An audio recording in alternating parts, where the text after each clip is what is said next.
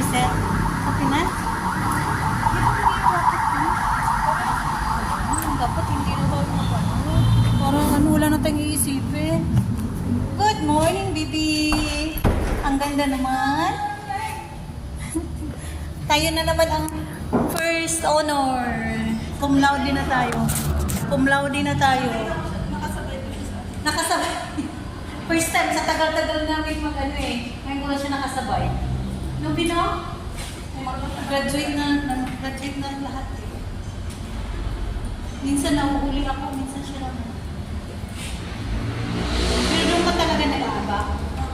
Si Boris nakasabay ko na yun isang beses.